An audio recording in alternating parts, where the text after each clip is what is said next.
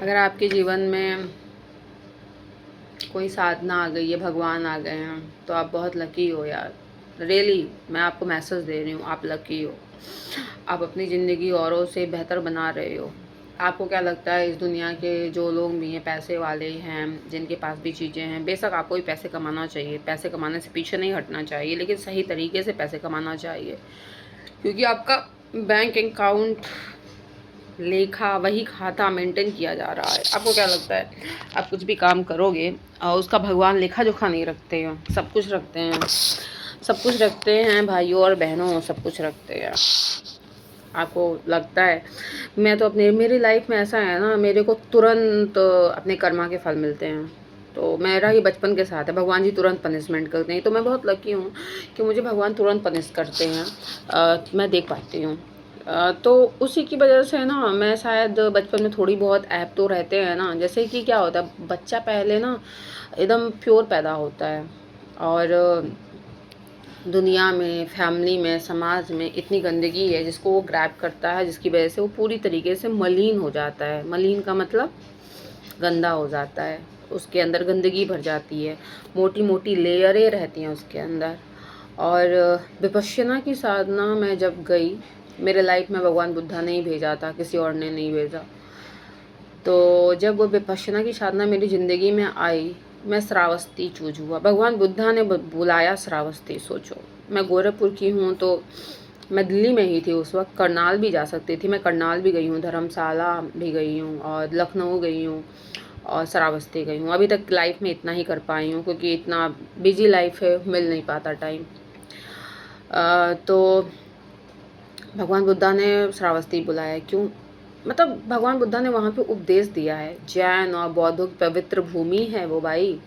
Vipassana centre और जैन दोनों जो कैंपस है आसपास ही है और बहुत ही खूबसूरत है। नेपाल बॉर्डर के पास है, बॉर्डर के पास नहीं है, मतलब नेपाल के पास है। वहाँ से पास में नेपाल भी है। तो बहुत ही अच्छा लगा था रियली। वो एक्सपीरियंस मैं आपको बता नहीं सकती हूँ।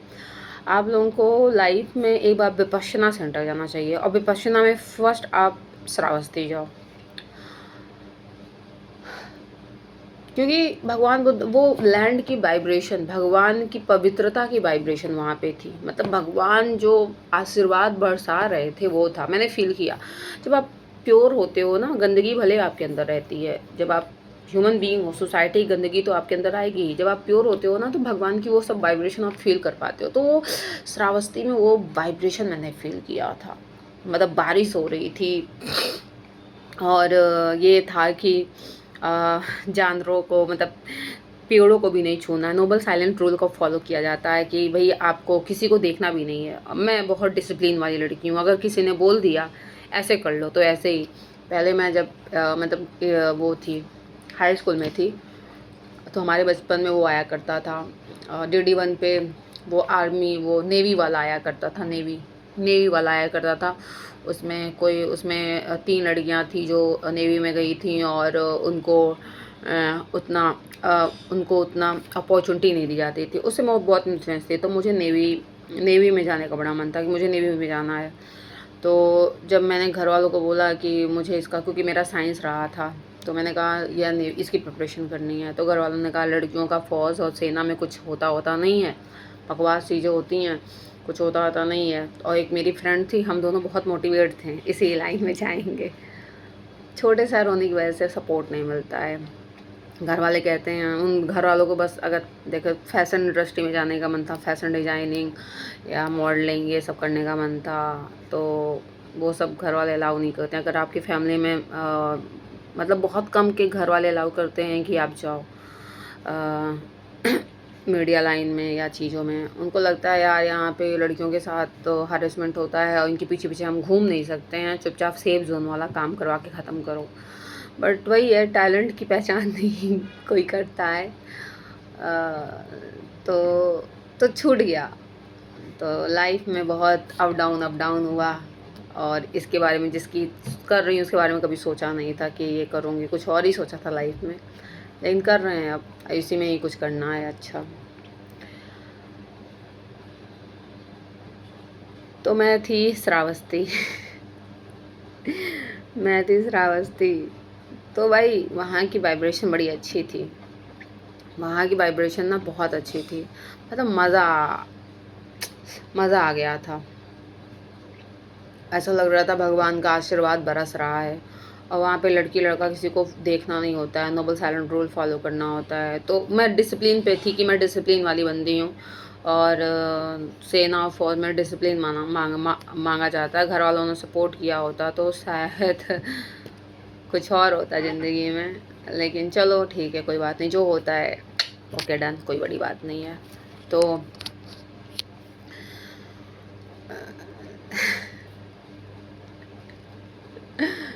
तो मैं ना किसी को नहीं देखी, मतलब नीचे ऐसे छोटे छोटे कीड़ों को ध्यान देना, पेड़ पत्तियों को भी नहीं टच करना, कुछ नहीं करना, एकदम टाइम से अपने रूम में चले जाना, 9:30 बजे लाइट ऑफ कर देना। फिर सुबह मैं 4 बजे वहाँ पे मेडिटेशन करना होता है, तो सुबह मैं 4 बजे 4:30 बजे बैठ जाना होता है सेंटर पे।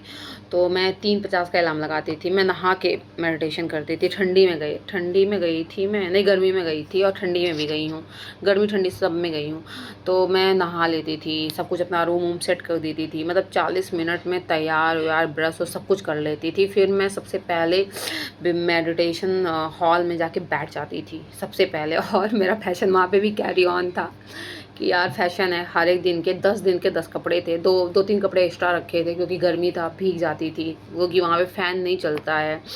मतलब अगर पसीने टिप टिप हो रहे हैं तो आप उसको पोंछ भी नहीं सकते हो, नहीं पोंछ सकते हो, खुजली हो रही, क्योंकि वही सब प्रैक्टिस है, कंट्रोल करना है, तो नहीं कर सकते हो। तो मैं कुछ नहीं करती, मैं फुल्ली फोकस होके करती थी। इतना फर्स्ट टाइम था, 10 दिन सुबह से लेकर शाम तक, बीच बीच में ब्रेक भी रहता है, आधे घंटे का 1 घंटे का लंच ब्रेक होता है, इवनिंग स्नैक्स ब्रेक होता है, लेकिन 5 बजे के बाद कुछ नहीं दिया जाता है। अगर आप नया साधक हो तो पहले दिन आपको फर्स्ट शिविर में 10 दिन के आपको चाय और वो चुरमुड़ा मिलता है, ठीक है, वो मिलेगा, कुछ स्नैक्स भी मिल जाएगा। लेकिन जब पुराने हो जाते हो ना तो आपके पास ऑप्शन होता है, या तो आप गुड़ वाला रस पियो, या तो आप काली चाय पियो बिना दूध के, उसके सिवा कुछ नहीं मिलता है। बस आपको दोपहर का लंच करने के बाद आपको कुछ नहीं मिलता है। तो मेरे को हमेशा वही चाहिए होता है, ब्लैक टी चाहिए होता है। तो मैंने ब्लैक टी लिया था, ब्लैक टी ही लेती थी 5 बजे। और मैं जब पुरानी साधक हुई, नई साधक में तो वही फ्रूट वूट शाम को मिलता है, लेकिन जब आप पुराने साधक हो जाते हो तो आपको कुछ भी नहीं मिलता है। तो मुझे कुछ नहीं मिलता था। तो जो नए नए मेरे साथ वाले लोग थे, जो सेकंड जिनकी सिटिंग थी, वो बहुत परेशान, कुछ लड़कियों की तबीयत ख़राब हो गई क्योंकि ठंडी भी था। तो उन्होंने कहा कि अच्छा दूध वाली चाय पी लो, ये कर लो, ऐसे कर लो। तो उस बीच में बहुत सारी लड़कियों की तबीयत, बहुत सारी आंटी लोगों की तबीयत ख़राब हो गई। विपश्यना एक ऐसा है, यहाँ पे यूथ ज़्यादा जाती है।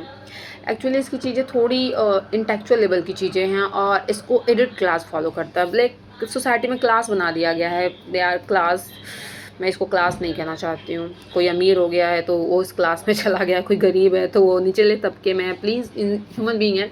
बस यहाँ पे ये कहना चाहती हूँ, जो पढ़े लिखे जाते हैं और मतलब थोड़ा सा, तो वो जाते हैं क्योंकि उनका दिमाग पूरी तरीके से हिला रहता है सबका। तो डिप्रेशन में जब आदमी रहता है तो जाता है। तो मेरी कंडीशन ऐसी ही थी, मैं अपने मतलब बहुत लंबे टाइम से मैं डिप्रेशन में ही थी। और ऐसा डिप्रेशन का वो साइकिल बहुत लंबा अभी भी है, लेकिन अब कंट्रोल कर लेती हूँ जब। लेकिन अगर वो तूफ़ान बाहर निकलता है तो फिर मैं गिर जाती हूँ पूरी तरीके से। लेकिन कंट्रोल करने इसी से आया, विपश्यना से आया है, कहीं और से नहीं आया है। तो मतलब यार, मतलब कह सकते हो, मेरा ये साइकिल बचपन से चल रहा है डिप्रेशन का, बचपन से लेके अभी तक चल रहा है। और अब बस कंट्रोल करने आ गया है, पूरी तरीके से निकली नहीं हूँ, बस कंट्रोल करने आ गया है। तो फिर मैंने कहा नहीं, मुझे नहीं खाना। वहाँ के जितने भी थे लोग, मतलब नहीं खा लो, सबकी तबीयत ख़राब हो रही। मैंने कहा नहीं, रूल है, मैं नहीं खाऊंगी, ठंडी है, कुछ गर्म चीज़ खा लो, सबको आज अलाउ किया गया है। मैंने कहा मैं नहीं खाऊंगी, मैंने नहीं खाया। तो लोगों को आश्चर्य हुआ कि मतलब अपना काम सोच रखा है तो करेगी। तो ये सब चीज़ें हैं, मुझे बहुत अच्छा लगता है विपश्यना की लाइफ को जीना। और जब मैं वहाँ पे जाती हूँ तो मेरा मन नहीं करता वहाँ से आने को। मुझे बहुत ही पीस मिलता है। मुझे मेरे पास मोबाइल नहीं होती है, मेरे पास लोग नहीं होते हैं, और वो सेंटर मुझे इसलिए पसंद है क्योंकि मुझे बाहर जाके मैं बस अपना काम करना चाहती हूँ। मैं नहीं चाहती कि मुझसे कोई बात करे। मैं साइलेंटली नेचर से को वॉच करना चाहती हूँ, नेचर को देखना चाहती हूँ, खुद के साथ रहना चाहती हूँ। किसी और आश्रम और चीज़ों में जाओ तो आपसे लोग बात करेंगे, चीज़ें करेंगे, तो वहाँ पे 10 दिन तक तो आप बचे रहते हो, लेकिन लास्ट दिन जब नोबल साइलेंट रूल ब्रेक होता है तो एक दूसरे से लोग बात करना स्टार्ट करते हैं। उस वक्त मैं जानते हो क्या करती हूँ, फर्स्ट डे से, क्योंकि मैं 10 दिन के बाद भी अपना नोबल साइलेंट रूल नहीं ब्रेक करना चाहती हूँ, तो उस वक्त क्योंकि जाहिर सी बात है, लोग एक दूसरे से हेलो हाय करते हैं, नंबर एक्सचेंज करते हैं। मैं वहाँ पे नंबर एक्सचेंज ना करने गई हूँ, ना कोई हेलो हाय करने गई हूँ, ना किसी से बात करने गई हूँ। वहाँ पे मैं अपनी तलाश करने गई हूँ, अपने मन की शांति के लिए गई हूँ, एक साधना को और भी इम्प्रूव करने के लिए गई हूँ। तो वहाँ पे मैं सीधे जैसे ही होता है नोबल साइलेंट रूल ब्रेक हो गया है, लोग आप अब लास्ट डे है, आप सबसे बात कर सकते हैं, मैं तुरंत अपने रूम में घुस जाती हूँ। और मैं तब तक नहीं निकलती हूँ जब तक भीड़ ख़त्म नहीं हो जाती है। जब लगता है कि 1-2 लोग बचे हैं, क्योंकि लोगों को जल्दी-जल्दी एक दूसरे से बातचीत करते हैं, नंबर लेते हैं, और जिनके अंदर मैच्योरिटी नहीं होता है और जो लाइफ में स्ट्रगल नहीं किए रहते हैं, बस उनको लगता है कि विपश्यना की साधना सीख के उनके अंदर विद्या आ जाएगी, फिर वो गेम करेंगे। तो वो लोग रात में, लड़कियां ऐसी होती हैं उम्र दराज या किसी भी एज में हो, जिसके अंदर मैच्योरिटी हो, ऐसी हरकत नहीं करता है। आपने विपश्यना की साधना की है, आप चिल्ला रहे हो लास्ट डे, कॉलेज का कोई पार्टी चल रहा है, तो मैं करनाल में गई थी। करनाल का बहुत ही सेंटर तो अच्छा रहता है, लेकिन लोग ये दिल्ली के आसपास के ही लोग आए थे करनाल में। तो वहाँ पे लड़कियाँ चिल्ला रही, हू कर रही हैं ऐसे। मैंने कहा मतलब नोबल साइलेंट ब्रेक हुआ, आप कर क्या रहे हो? आपने अपनी जितनी साधना की 10 दिन तक साइलेंट होके, उसका बेनिफिट मिला नहीं? कहा आपको ज़ीरो इम्पैक्ट आया, बस आप चुपचाप बैठे थे कि हाँ चलो हम बैठ लेते हैं। इम्पैक्ट आया ही नहीं, इम्पैक्ट आया ही नहीं। तो मुझे बड़ा अजीब लगा। मतलब आप विपश्यना सेंटर जाओगे, विपश्यना सेंटर बहुत ही अच्छा है, लेकिन लोग आपको उस लेवल के मिलेंगे नहीं कि जो बहुत ज़्यादा अच्छे से उसके अंदर डीपली इन्वॉल्व हो। मुझे ऐसे लोगों का रेशियो आपको माइनस से मिल सकता है कभी कभार, या पॉइंट में मिल सकता है। तो मैं आपको बता रही हूँ, कभी आप जाओगे कहोगे कि यार क्या है ये, विपश्यना खुद से सीखने वाली चीज़ है। सेंटर में वो सारी चीज़ें होती हैं, लेकिन आप सेंटर तो आपको अच्छा नहीं बना देगा ना, आपको खुद अच्छा बनना पड़ता है। तो औरतें हैं तो मना है कि बात नहीं करना, फिर भी वो बातचीत करती हैं ये वो। तो मैं लास्ट जब लगता है कि सब चले गए, कुछ लोग बचे हैं, तब तो निकलना ही है रूम के बाहर, तब मैं निकलती हूँ, अपनी कैब बुलाती हूँ, आती हूँ, या जो भी तब करती कराती हूँ। तो उस बीच में कोई मिल गया तो बेटा तुम तो, मतलब कुछ लोग मिलते हैं जो एक अंकल लोग तो दूसरे एरिया में रहते हैं, वो लोग तो जानते ही नहीं। आंटी लोग बेटा तुम दिखी नहीं, और हम देख रहे थे तुमको कि तुम बहुत अच्छे से अपना काम कर रही थी, तुम एकदम इधर उधर नज़र नहीं डाले। फिर एक आंटी कहीं कि तुम्हारा पूरे दिन तुम्हारा ड्रेस बड़ा अच्छा था, बड़ा स्पिरिचुअलिटी वाला था, बहुत ही अच्छा लगा, तुमको देख के शांति लग रही थी। तो मेरे को इस पे खुशी एकदम नहीं हुई। मुझे इस बात पे हुआ कि आपकी एज है, आप आंटी के एज के हो, यानी कि आप मुझे देख रहे थे। क्यों देख रहे थे? आप अपने आप को देखने आए थे ना, कि यहाँ पे किसी और को देखने आए थे। तो फिर मैं क्या करूँ? फिर वो हम मुझसे भले उम्र में बड़े हैं, तो मुझे थैंक यू बोलना पड़ता है, कहना पड़ता है।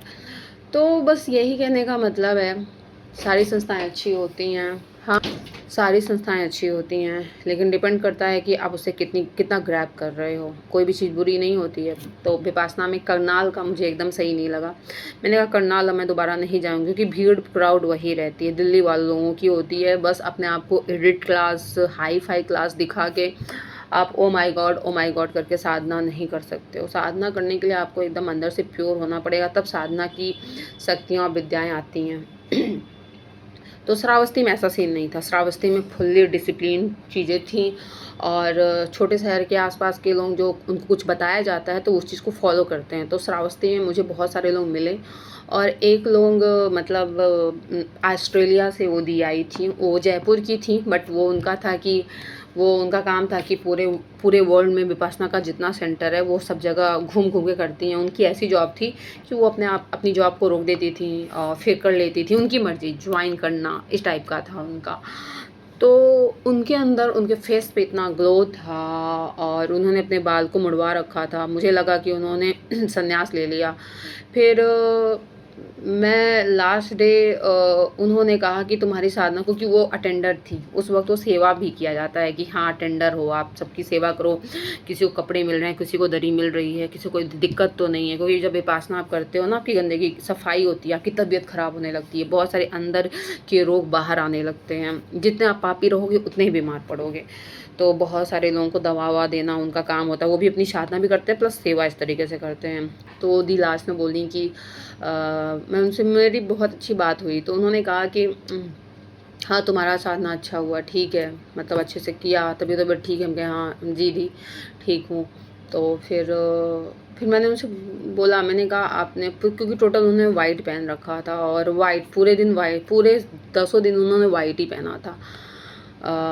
स्टाइलिश एज अ फैशन के अकॉर्डिंग पहना था, जैसे मेरी सोच है फैशन हर एक जगह होना चाहिए, मतलब सात्विक फैशन उन्होंने किया था।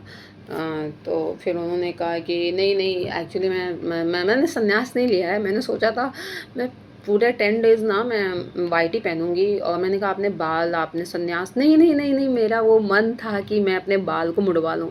मैंने कहा वाओ, मतलब मुझे बहुत अच्छा लगा आपके स्टाइल, मतलब अच्छा लग रहा है। मतलब एक होता है ना, जब आप साधना में तल्लीन हो जाते हो ना, तो फिर आपके अंदर एक अलग से ही ग्लो आने लगता है, एक शांति आने लगती है। तो उन दी के फेस से ना, वो ऑस्ट्रेलिया में जॉब करती थी, तो नहीं कह रही नहीं नहीं मेरी फैमिली है, मैंने शादी नहीं की है लेकिन, और मतलब ऐसा नहीं है, मैं संन्यास नहीं ली हूँ, लेकिन विपासना से मेरी लाइफ काफ़ी चेंज हुई है। मैंने कहा, और मैंने फिर बात करने लगी थी, कह रही है कि पहले मैं नॉनवेज खाती थी बहुत ज़्यादा, और फिर जानते हो लाइफ स्टाइल मॉडर्न एरा के हैं तो उसी टाइप का होता है, और जॉब में भी बहुत अप डाउन हुआ, बहुत मैं परेशान हुई लाइफ में। लेकिन जब से ये इसको करने लगी कंटिन्यू, एक बार किया फिर ब्रेक मैंने छोड़ दिया, लेकिन जब से इसको मैंने कंटिन्यू किया तब से मेरी लाइफ काफ़ी चेंज हो गई, और आज मैं यहाँ पे हूँ और मैं बहुत हैप्पी हूँ।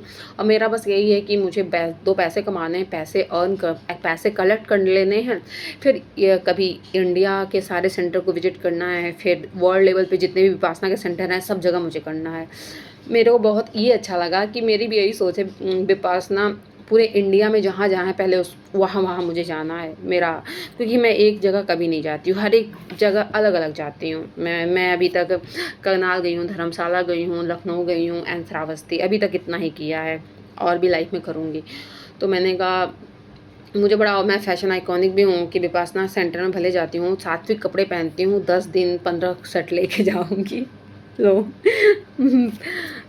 पूजा पाठ कुछ भी रहे, फैशन ऑलवेज कैरी ऑन होना चाहिए, मुझे अच्छा लगता है। तो उनका भी वही था। तो जब अपने जैसे लोग देखते हो तो अच्छा लगता है ना। तो मैं उनसे, मुझे फिर उन्होंने मुझे एक एडवाइस दिया, मतलब रेनू कभी छोड़ना मत, ब्रेक मत करना। अगर तुम ब्रेक नहीं करोगी ना तो तुम देखोगी तुम कहाँ से कहाँ चली जाओगी। बस उन्होंने बार बार यही रिमाइंड कराया कि मेरे पास एक ही शब्द है तुमको बताने के लिए, तुम अपनी इस विपश्यना की साधना को सुबह 1 घंटे, शाम को 1 घंटे ब्रेक मत करना। देखना फिर तुम इस दुनिया में जो चीज़ें हैं ना उसको कितनी ईजिली तरीके से टैकल कर दोगी, और तुम अपनी लाइफ को भी अच्छी तरीके से व्यतीत कर पाओगी। मैंने कहा दी अभी तो हम, मेरा लाइफ का प्रायोरिटी कुछ और है, अभी इतने आवर तो नहीं दे सकती, लेकिन बेशक थोड़ा बहुत देती हूँ, और बहुत ही अच्छे तरीके से 24 आवर मैं मेडिटेशन के फॉर्म में रहती हूँ। जैसे कि अभी मैंने थोड़ा, जब आपका अपने दिमाग से कंट्रोल छूटता है ना तो आप कुछ ऐसी चीज़ें कर देते हो। जैसे कि मैं थोड़ी खुश थी बहुत दिनों के बाद, अपने एंजाइटी डिप्रेशन से बाहर थोड़ी थोड़ी हैप्पी लग रही थी, तो मैंने 2-3 वीडियो पोस्ट कर दिया ऐसे। फिर मैंने कहा मैं ये क्या कर रही हूँ, गलत है। आप हद से 2 या 1 करो, इससे ज़्यादा नहीं, ये एक्सेस में चीज़ें गलत होती हैं। तो मैंने उसको डिलीट किया मॉर्निंग में। तो वो देखने से होता है, अगर मैं नहीं देखती तो मुझे समझ में नहीं आता ना मैंने क्या किया। तो हर एक छोटी से छोटी चीज़ को मैं देखती हूँ। तो मैंने कहा ओके ठीक है, लेकिन उसका इम्पैक्ट है मेरी लाइफ में। इतना आवर नहीं कर पाती हूँ, लेकिन जितना भी करती हूँ उसका इम्पैक्ट है। तो मुझे बहुत अच्छा लगा। तो विपासना का ये मैं एक्सपीरियंस आप लोगों को शेयर इसलिए कर रही हूँ ताकि आप लोग भी अपनी लाइफ में एक बार जाओ विपासना, और श्रावस्ती पहला फर्स्ट श्रावस्ती ट्राई करना, क्योंकि श्रावस्ती में रियली में बहुत डिसिप्लिन है और आपको भगवान बुद्धा की वाइब्रेशन फील होगी। और वो वहाँ पे भगवान बुद्धा का कोई भी इमेज नहीं मिलेगा, वहाँ पे केवल साधना एक प्रैक्टिस सिखाई जाती है।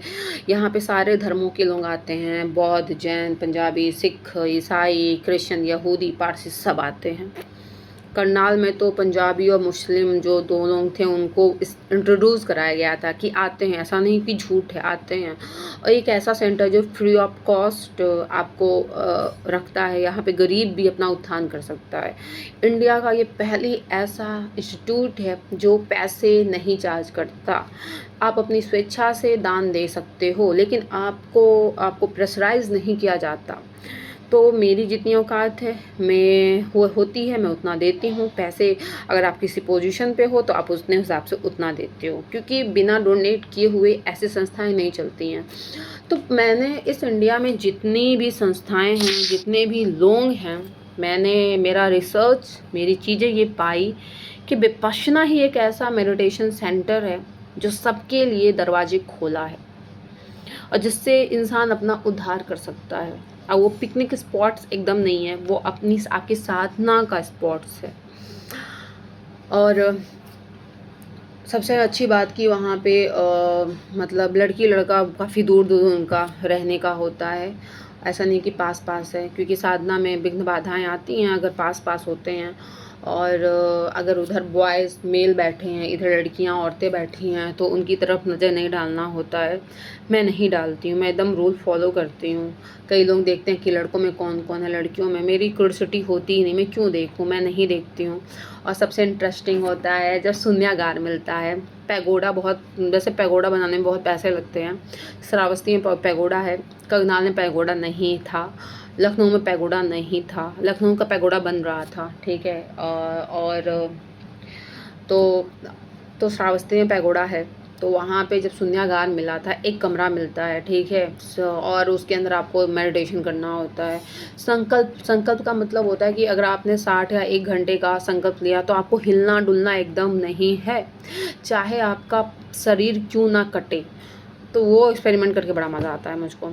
शून्यागार में आप कर रहे हो, अरे भाई अंदर से दर्द हो रहा है, आप कुछ रिएक्ट भी नहीं कर रहे हो, शाम भाव से देख रहे हो सारे दर्द को। मतलब आप पहले दिन अगर आप बैठ रहे हो तो पैर में झुंझुनी पकड़ ले रही है ये, तो 1-2 दिन आपको फ्री किया जाता है कि आप कर सकते हो। लेकिन उसके बाद क्या जाता है, ऐसा नहीं कि डंडा लेके खड़े रहते हैं, बस ये कहते हैं कि आप मत खोलो पैर, मतलब संकल्प लो।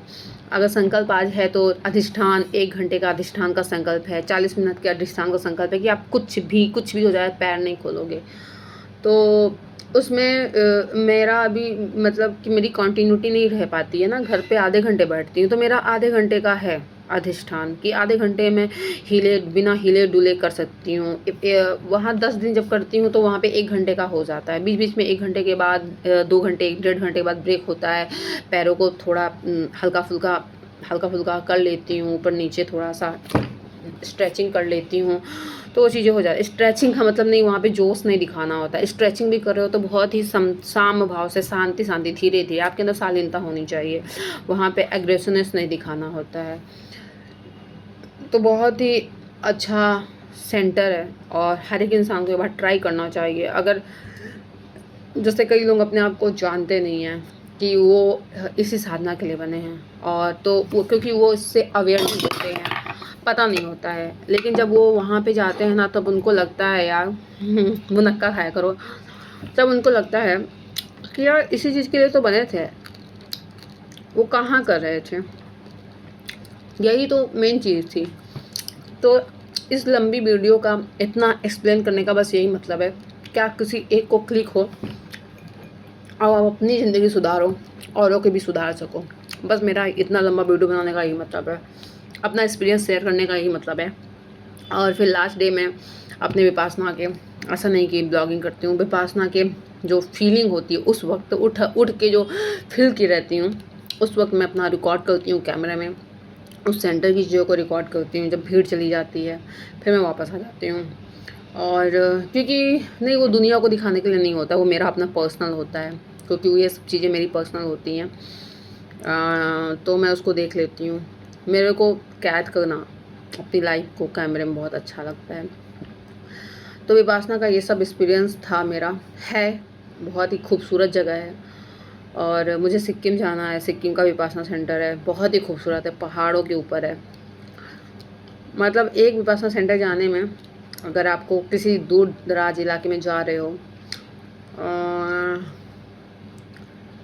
ठीक है 10 से 20 हज़ार के बीच में खर्चा आता है। डिपेंड करता है आपकी आपने किस टाइप का मतलब सर्विस लिया है, मतलब किस तरीके से जा रहे हो, डिपेंड इस पे करता है। कितना आप डोनेट कर रहे हो, डिपेंड इस पे करता है। तो उस हिसाब से आप सस्ते से मतलब अब 10 से भी कम लोग करते हैं, मतलब 10 से 20 के बीच में बता रही हूँ, बाकी आप पे डिपेंड करता है। और बहुत ही खूबसूरत सेंटर है, बहुत ही प्यारा है। हरियाणा में करनाल एक पता नहीं धम्मा, दिल्ली में भी है हस्तिनापुर। तो जो हरियाणा में एक और है, वहाँ पे भगवान बुद्धा का वहाँ पे 20 डेज़ का भी होता है। वहाँ पे किसी गांव में है, वहाँ पे मुझे जाना है और 20 डेज़ वाला करना है मुझे। और वो करनाल नहीं, करनाल दूसरा इलाका है। हरियाणा में 2-3 विपासना सेंटर है, तो वहाँ पे है। बहुत ही खूबसूरत है, बहुत ही प्यारा है। तो मैं इस साइकिल से मैं इतने दिन से तड़प रही हूँ जाने को। मैं इस बीच में जब मेरा दिमाग ख़राब था तो मैंने सर्च किया कि खाली है कि नहीं। उस वक्त आस-पास दूर-दूर तक मुझे उस डेट के बीच में कोई शिविर ही नहीं मिला। अब शिविर मिल रहा था जुलाई के बाद से, तो अब तो मेरा काम स्टार्ट हो गया है, अब मैं जा नहीं सकती हूँ। तो मैं तड़प रही हूँ कि मुझे जाना है। और बहुत शांति मिलती है यार, बहुत ही पीस मिलता है विपासना में यहाँ पे जाके, बहुत बहुत बहुत बहुत। तो आपकी ज़िंदगी बदलने लगती है और आपको आपके अंदर से ज्ञान आने लगता है और आप बहुत ही हम्बल पोलाइट होने लगते हो। दुनिया में जो चीज़ें होती हैं आप उसको जज नहीं करते हो, लेकिन उसको लेते भी नहीं हो। जो होता है बस छोड़ देते हो, आप अपने रास्ते पे चलते हो और आपके अंदर इतना इंटेलेक्चुअल लेवल आ जाता है कि किसी भी चीज़ को, किसी भी दुख, किसी भी सुख, किसी की हेल्प कैसे करनी है, वो सब अंदर से ज्ञान आता है। किसको कितनी प्रायोरिटी देनी है, किसको क्या करना है, अपनी ज़िंदगी को कैसे सुधारना है। आपकी ज़िंदगी बदलने लगती है, आपकी ज़िंदगी पूरी तरीके से बदलने लगती है। हाँ, लेकिन विपासना हर एक इंसान नहीं कर सकता है। विपासना जो बहुत डिसिप्लिन वाला बंदा या बंदी है, रफ टफ वाला है, वो कर सकता है। मेरे नॉन के भैया हैं, वो ऑफिसर बने, उन्होंने संन्यास ले लिया। वो विपासना ट्राई किए थे, उनकी गर्लफ्रेंड ने उनको धोखा दिया, उनकी गर्लफ्रेंड ने उनके साथ बहुत फरेब किया, तो उनका दिल टूट गया।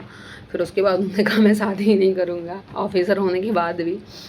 और फिर उन्होंने क्या किया, अपनी जॉब से रिज़ाइन दिया और बहुत जगह भटके। तो विपासना आ गए वो, तो विपासना कहें कि मेरे बस की बात नहीं, बहुत टफ है। मैंने कहा ये अगर इन्होंने संन्यास ले लिया तो विपासना क्यों नहीं कर पाए। तो यही कहने का मतलब है, सभी लोग विपासना नहीं कर सकते हैं। विपासना के लिए बहुत कम लोग बने होते हैं, क्योंकि वो बहुत बड़ी साधना और तपस्या है, बहुत ही पेन होता है उसमें, और उतना पेशेंस, सबसे बड़ी बात वो पेशेंस की तपस्या है। तो उन्होंने पता नहीं कौन सा शांति निकेतन, नहीं सॉरी शांति निकेतन नहीं, वो ओम शांति ओम जो भी है, कोई आश्रम है वो है, जैसे स्कोन है उसी टाइप वो कुछ है, उसमें उन्होंने कर लिया कि वहाँ पे काम भी करते हैं, साथ में अपना संन्यास जीवन भी व्यतीत करते हैं। वहाँ पे जैसे झाल मजीरा बजता है, तो उनकी वो पर्सनालिटी है। देखो साधना की सबकी अलग पद्धतियाँ हैं, भक्ति से करो, बातचीत करके करो, तरीके हैं। डिपेंड आप पे करता है कि आप किस तरीके से ज़्यादा, किस फ्रेम में आप ज़्यादा अच्छे से फिट बैठते हो। तो मैं विपासना के इस फ्रेम में अच्छे से फिट बैठती हूँ। तो वही है। तो आदमी के लाइफ में ब्रेकअप भी बहुत बड़ा यू टर्न होता है, पता नहीं क्या हार्मोन होता है दिमाग में कि ब्रेकअप इंसान को पूरी तरीके से हिला देता है। और उन्हीं लोगों को हिलाता है जो लोग दिल से किसी से प्यार करते हैं। टाइम पास वालों की बात नहीं कर रही हूँ मैं, जो लोग 10 साल 15 साल बचपन के प्यार में रहते हैं, जिनका बचपन का प्यार होता है ना, जिनका बहुत लंबा रिलेशन होता है 5 साल, जो शादी के लिए सोचे रहते हैं इस बंदा या बंदी से शादी करूँगा, वही हिलते हैं, वही हिलती हैं।